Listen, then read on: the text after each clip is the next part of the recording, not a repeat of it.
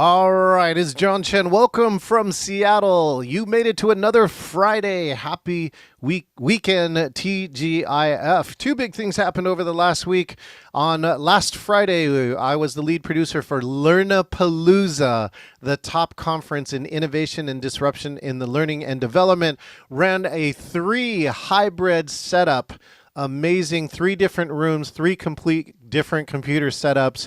We got the comments back that people said it was the most engaging hybrid they have ever attended. In addition to that, then on Wednesday, ran a meeting with the city of Seattle called the Business Resource Open House, and a collaboration with Minnesota was able to put together a panel where half of the panel was in Seattle and half of the panel was in Minnesota.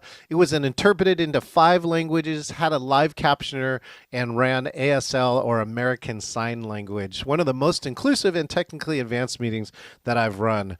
Hey, if you're out there, do us a favor, smash the button, click subscribe, share, like, comment wherever you're at, and feel free to ask a question. We'll be looking for you as we engage. And of course, speaking of engagement, I'm going to just give you this invitation. The Engaging Conference, one of my hallmark events of the year. We're going to be sharing the secrets of planning engagement for conferences, summits, or masterclasses, October 23rd through the 25th. You can register here. Just go to the website, engagingvirtualmeetings.com/CON for conference, and you'll get to meet these 10 amazing people, well, 9 plus me, and you'll get a chance to really learn from them. I've really selected 10 different people to share the secrets of engagement around how to do this on virtual, hybrid, or in person. So excited for that. Speaking of which, speaking of engagement, I've got my guest here today. My guest here wrote the book, Epic Life. He's connecting visionaries to serve humanity. He was a past member of Entrepreneurs Organization. Let's bring in the one and only Justin Breen. Hey, Justin. Welcome. Yeah, 1970s. I love it. Welcome to the show. We were talking a lot about the 1970s. What was something else? Oh, the television show To Tell the Truth. Mm. Do you remember that show where somebody would go, right, will the real somebody please stand up? And then one fakes standing up, then one almost gets up and then sits down, and then the actual person who stands up. I was born in 1977, so I don't really remember that much of the 70s. But other than there were a lot of big hair. Well, beautiful. All right. Well, besides big hair, I see you got the hat of abundance today on. Tell us a little bit more, Justin. For my friends who don't know you, tell us who you are and what you do. Well, I'm really excited to be here.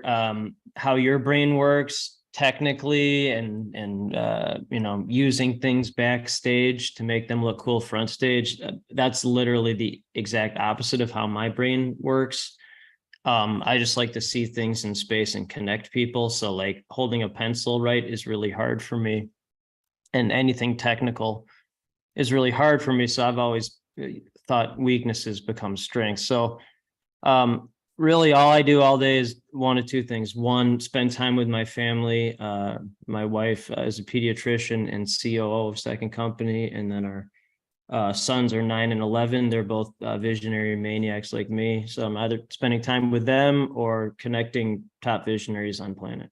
So that's all I do all day. Fantastic. I know I have 3 kids. I'm in that stage where they're all out of the house now.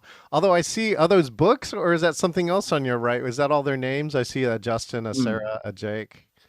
Yeah, we have to add so the top 4 are humans. Although people like us are usually aliens within our own family community and verticals. So like, I guess I'm kind of a human. My wife is a full stabilizing human. And then our sons are, combination of my visionary, whatever this is. And then my wife's stabilizing human. And then the 2 below are our first 2 dogs. And we just got a third, Mr. Beans Breen. So gonna have to add another one to that. But yeah, so I'm either hanging out with the actual people, the people there listed, and Beautiful. or talking to people like us and then connecting them and then creating two companies based on that purpose. So it's a lot of fun doing that all day, every day. Classic underachiever, Justin. Well, it's an interesting thing. So you're a simplifier. And then all I do is talk to people like us and I hear blah, blah, blah, blah, blah, blah, and then simplify into patterns. And then every now and then you take these patterns and then you see your own pattern out of it. I think that's the key to life, is recognizing the pattern. So I was thinking about this during my run today. We're in Chicago area. We're in the Chicago area. And for the last 20 years, I've run 6 days a week outside, no matter the weather condition. So like 3 to 5 miles. Then you listen to really good content during that. And then if I ever have a great idea, it's almost always, or a new pattern, it's always during those runs.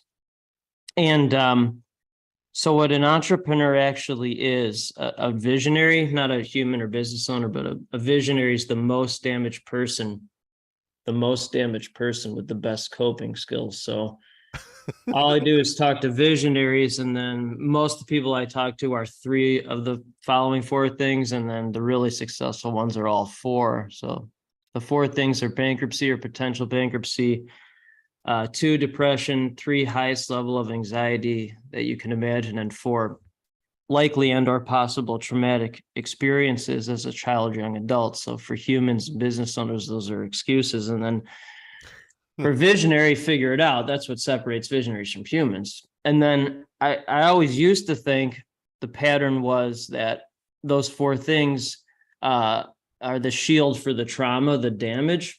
They're the shield for the but then today during the run, I'm like, oh, what they actually are as well is they're like a shield for a warrior going out into battle. So like how you started this video with whatever you actually do, that's your shield to go out into battle, because like that's your way of like attracting clients or collaborators. It's your way of going out and hunting. It's your shield. And that's what people like us are. We're hunters in a farmer's world. So like whatever our companies are, they're just shields to cover the trauma and damage, but also to go out in battle to find other warriors. I mean, that's literally what it is. So I was really interested thinking about warriors always have to go out with friends. I just want to give a shout out to my friend Nicole Smith, who's watching us on Facebook Live. So thank you for that. Justin, tell me more. This sounds like some of these are the key or core concepts behind Epic Life. What was the genesis for this book? And maybe you're calling it a movement called Epic Life. You're tremendous simplifier, your brain. And then again, so all I do is talk to people like us, and most of them are ADD all over the place. It's not a disorder. It's a sign of genius mislabeled by humans. And then my wife, who is a doctor, is unofficially diagnosed me with minor Asperger's, so like ultra focus, lack of social cues. And then I talk to a lot of visionaries with dyslexia. And then everyone I talk to has exceptionally high IQ and or EQ. Like have you ever gotten your IQ? I have not, but my dad was clocked at 180. Okay. And he had a family? He was a doctor. I mean, was your mom a stabilizing human with like the kindest person on the planet? Oh, like beyond. She was okay. Yeah, because otherwise he'd have otherwise he'd have no chance at any human. Yeah. So okay. So like all I do is talk to people like us, and here's the answer. And then, oh wow, was he married to a stabilizing human who was kind? Yes. How did you know that? Well, so you see the answer, and then again, you create your own pattern, which I thought, again, was really interesting with the shield thing. I really think that's what entrepreneurship is. It's literally a shield. Okay, but so anyway, like the reason for the book was the formula for creating a successful global company it's the same formula. Is you see a problem, create solution, problem solve, successful global company. And then how I learn is in real time situations like this. So I think what you said was better, that it's a movement. Like a successful global company or successful global movement, it's the same formula. See a problem, create solution. So I talk to 1 to 2 people like us every single week. All I do is talk to visionaries. So 1 to 2 every week that have let entrepreneur life destroy their family life or prevented them from having a family or multiple divorces. So I'm like, well, that's a bad idea. Don't do that. So Epic Life is how to build collaborative global companies while putting your loved ones first. So that's why I wrote it. And did you see it, or is it based in a personal story or based on observing your friends or all of the Tremendous. above? Tremendous. So um here's how my brain works. So Mhm. I wrote the actual book in 16 days. Ooh. Writing a book is not hard. However, to get the ideas where I could write the book in 16 days, it took almost 2 years, because what happens is I talk to people like us, and then maybe once or twice a month, they'll say something that's really transformational. Like I know it's a great idea, and then that'll become a chapter in the book. So if there's 30 chapters or whatever there, 29 are from other people. I think maybe one is from me, but yeah, it's really from talking top people on planet and simplifying the best things into a chapter. Well, I tell a story, Justin, where over the pandemic, the publisher asked me to rush the book, and I finished it in 9 weeks. But your Mhm. 16 days is, I've heard other authors. Sometimes it's like the inspiration is what I tell. Sometimes people, it's like the Jerry Maguire moment. Do you remember that Oh movie? yeah, of course. Yeah. He writes his quote unquote manifesto, and he does it Yes. like overnight. And so, if you get inspired in the right way, 100%. writing doesn't have to take a long time, but you do kind of have to. I think in those 16 days, you probably got in the focus zone, right, Justin? So unlike almost everyone I talk to, I am not ADD. Hmm. So I am hyper focused in general. My entire life is spotting or finding and talking to people like us, learning from people like us, finding the best patterns. And then more importantly, which is why your question is good, is that actually following through on it, actually seeing it, but then actually doing something Right. about it. So no, I mean, if I don't do that many things. Like I spend time with my family and I connect people like us to people like us. So being focused on writing a book, that's a natural byproduct of like every pattern that I see in general. But again, I'm very low in ideation. So to get enough great ideas, it takes time. It takes a lot of time. Yeah, that gestation time. So Great. it's like Perfect word. Gestation. Yeah. people talk about that like the best 20-year overnight success. So that's just 100%. right the way you Well, process. So so what you just said. So I was a journalist for 20 years, created an entire first business based on how PR firms annoyed me for 20 years. 20 years of being annoyed. I mean, but that's logical. Oh, I see, the communications company. Okay, so what about this then? So a good, if you have a good solid basis in communication, then right, Mm. Justin, what happened to you in March of 2020, and what Mm. has to happen in a virtual meeting for it to be engaging for you? Great. I'm so glad to be doing this interview, because if it's helpful as context, I think the journey that I'm on is such a representation, a template for what, yeah, thank you for nodding for those who can see. But like I Mhm. think it's the template for how I think many companies will be built and created moving forward. Um so just as very quick background, my partner for second company, I'm in Chicago, my partner is in San Francisco. We met virtually in a virtual meeting. Mm, We have met in person twice since wow. starting the company. One was at launch party. One was at launch party for the company, and then the second time was my wife and I went to visit my partner, whose name is Mark Fujiwara, and his wife in San Francisco for dinner. Mm, Other than that, we've never met. We've never met in person. in person, yeah. So just going back to March 2020 to what you asked, like I think besides having the right mindset, like no excuses, you don't, no excuses at the highest level. So besides that, I think March 2020 is the biggest reason why not only have one successful global company, but now two. Like the second one never would have happened for sure. And then the first one would never have gone as global so quickly.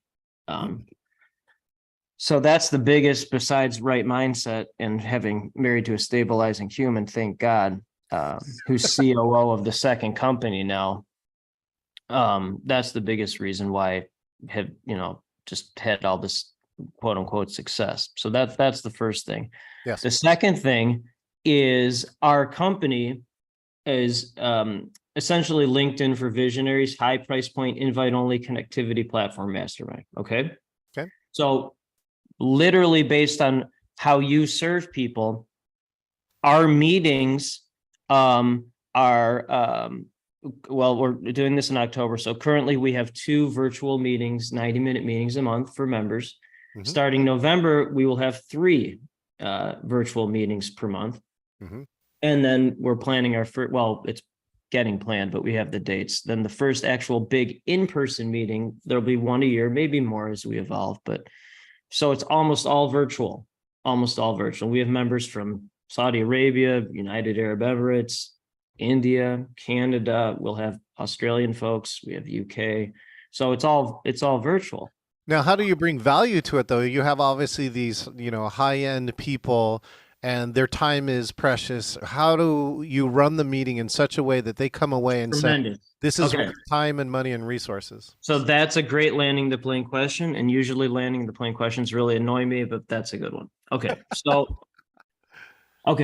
So I'll simplify that into patterns because that's what my brain does. Okay. So again, people like us are usually aliens within our own family, community, and verticals. The only people that understand us are top entrepreneurs on planet.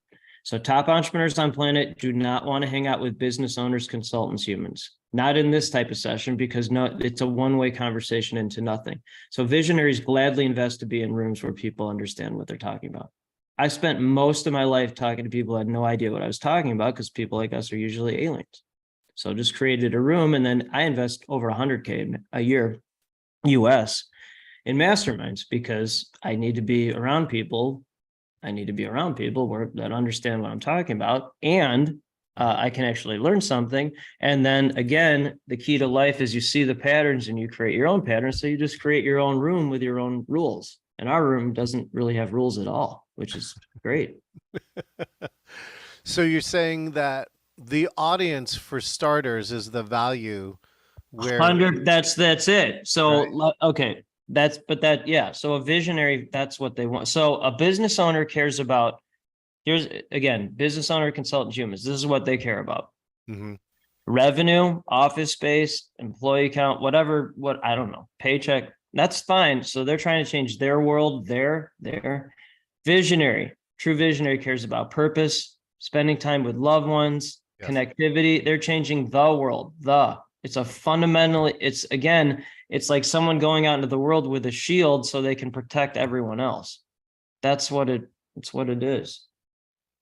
I'm just rewatching Wonder Woman and Wonder Woman 84, where she has the big wings as shields, right? That's what it is. I mean, again, like it's so, and then the purpose of my life used to be connecting superhero for every visionary who shares their stories with the world. So connecting superhero, Wonder Woman, whatever. And then now it's just connecting visionaries to serve humanity because that's simpler. And then you just keep evolving it. So what a great mission. So now if you're one of your top sort of superpowers is seeing patterns, I'm curious, now that you've seen the transformation of virtual and or hybrid, what do you think the future of virtual is, maybe from your perspective or your view? Okay.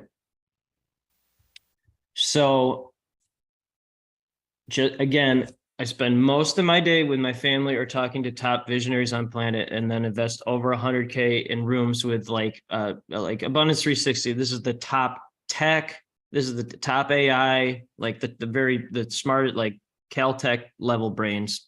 A lot of 170, 180 IQ. Okay. So I spend my time constantly in rooms like that, in person, mostly virtually, by the way. Okay. So just giving you that context, because this isn't just, pie in the sky. This is like people I hang out with and then what I see. Okay. So all this tech stuff, it's wonderful. It's great. I'm I'm very thankful for it. I mean, I met my wife online in 2004, the day before she started medical school. So like that was our first date. So like I'm endlessly grateful for this. Yeah. Um, I guess technically that's a virtual meeting, a virtual chat. I guess it is. There was no picture then, but it was a chat. So think about that. But okay. So there are two things that will fundamentally never change. Never. They will fundamentally never change because this is our world. This is how our world always will be and always is. So one is the power of real human relationships. So right here, this is a real human relationship. That's all. I mean, we're meeting however we're meeting, but it's a real human relationship. And Yes. the people listening or watching, it's real humans, I think. And even if it's not, there's a human somewhere behind the fake human. But Yeah. okay, so that's one. And then two, the power of storytelling. We're a globe of storytellers, hieroglyphics, Bible, Constitution, cave paintings. I don't know, whatever all that stuff is. So all this stuff and all this, the virtual meetings, all that stuff, all it will do is create better real human relationships and better storytelling. That's what, because all this is better storytelling, what we're doing right now. And it's a better human relationship because you don't have to get all stressed and go, leave your family and get into a car and then get on an airplane, which probably don't want to do. If you're happy at home, why would you want to go anywhere else? So Well, I this is a love the perfect power. example.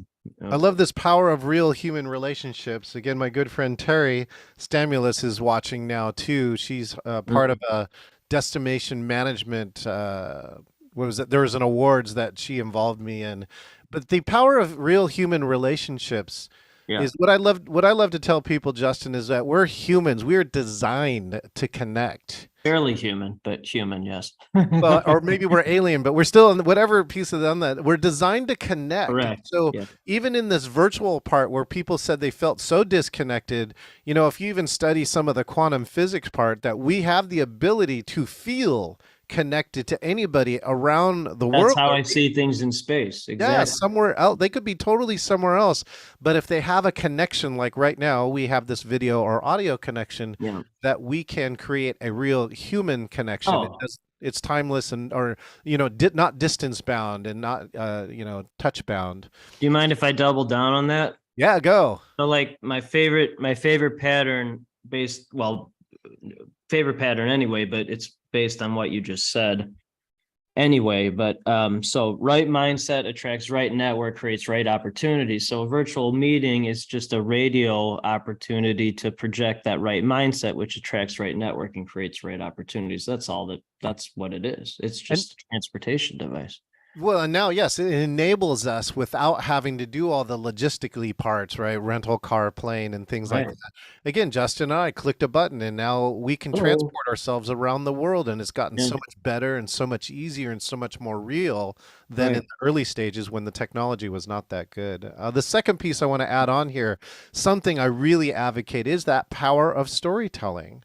And maybe that's the Yeah. power of visionaries is they're telling a story that doesn't yet exist, but they're convincing Mm. people that it's real and Fantasy. it's going to be real. And so one of the things I shared today in a class, Justin, with National Speakers Association Illinois near you, Mm. was 8 tips that I got from Elizabeth Gilbert. She wrote the book Eat, Pray, Love that sold 16 million copies so that people were attracted to this idea. And what I shared was she had one of the most engaging keynotes in the last 3 years, and she did no other tech besides what we're doing here, having a camera and a mic on. Right. What was so astounding about it is that she used storytelling so much so that somebody 38 minutes into a 45-minute keynote wrote in the chat and said, I feel like I'm having a one-on-one conversation with Right. Elizabeth Gilbert at an Italian cafe. Yes. And there were 650 people online, Justin. And so, Intimate. right, that's the ultimate power of storytelling when you have really mastered it, is that it feels like a one-on-one conversation, although you are going one to many. One to many. It's intimate in it's a big small world of intimacy. And then if I'm so and again, like nothing annoys me more than someone just talking at you. And then so like I mean, back when I was in human world and corporate, go to a lot of meetings of people talking about into nothing.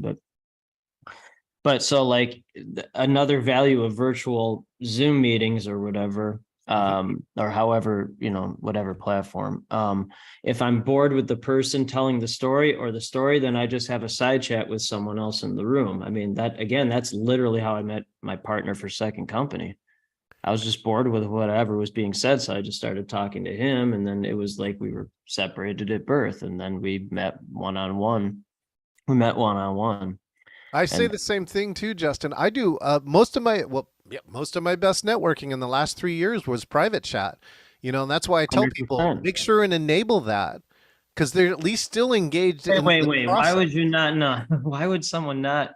Oh, it Yeah, not in my world. No, yeah, no, not in my world.